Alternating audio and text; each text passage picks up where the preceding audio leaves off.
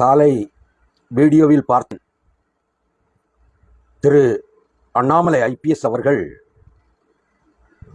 தன்னைத்தானே சாட்டையால் அடித்துக்கொண்டு வருத்தி கொண்டு ஒரு தவத்தை, ஒரு வேள்வியை ஆரம்பித்த அந்த தருணத்தில் கண்ணீர் விட்டு அழுதேன்.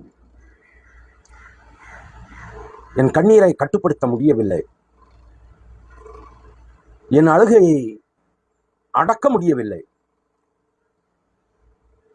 கன்னியாகுமரி மாவட்டத்திலிருந்து ஒரு மாணவி சென்னை அண்ணா பல்கலைக்கழகத்தில் படிக்கச் சென்றவள் சூறையாடப்பட்டாள் கயவர்களால், திமுக குண்டர்களால். அதற்காக எங்கேயோ கரூர் பக்கத்தில் உள்ள ஒரு சின்ன சிற்றூரில் பிறந்த அந்த ஆண்மகன் அண்ணாமலை தன்னைத்தானே வருத்தி கொண்டதை பார்க்கும் பொழுது உண்மையில் என்னால் தாங்க முடியவில்லை.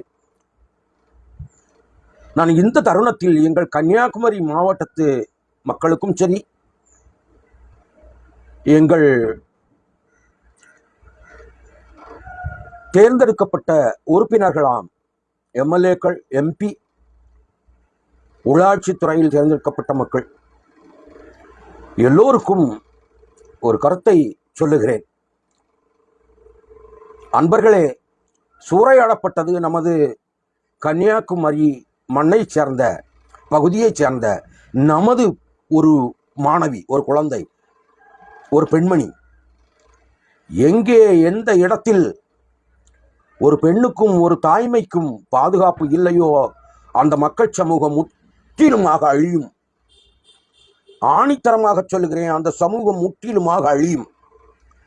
உண்மையில் கன்னியாகுமரி மாவட்ட ஒட்டுமொத்த மக்களும் கொதித்து எழுந்திருக்க வேண்டும். இந்நேரத்தில் எங்கே எப்படி மதுரையில் கண்ணகி மதுரையை தீ வைத்து அழித்தாளோ அதே போல் சென்னை மாநகரத்தை கன்னியாகுமரி மக்கள் இங்கிருந்து சென்று ஒட்டுமொத்த சென்னையும் அழித்திருக்க வேண்டும்.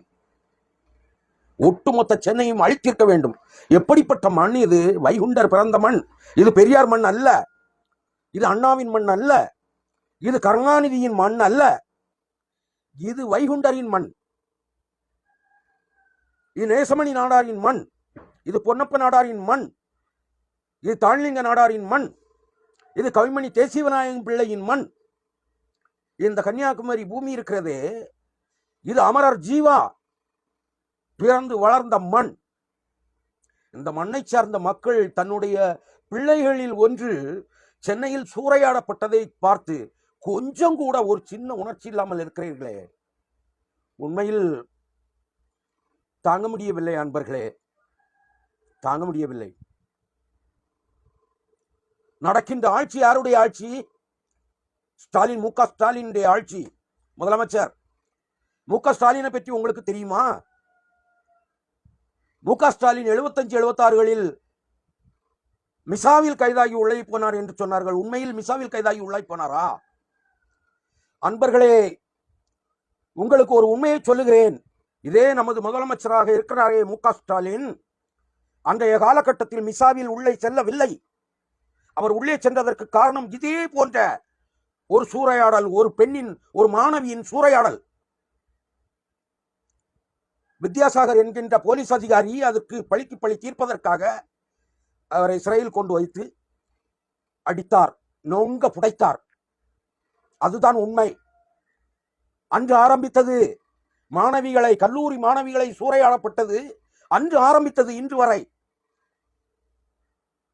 நெஞ்சம் கொதிக்குது, நெஞ்சம் கொதிக்குது, தாங்க முடியல.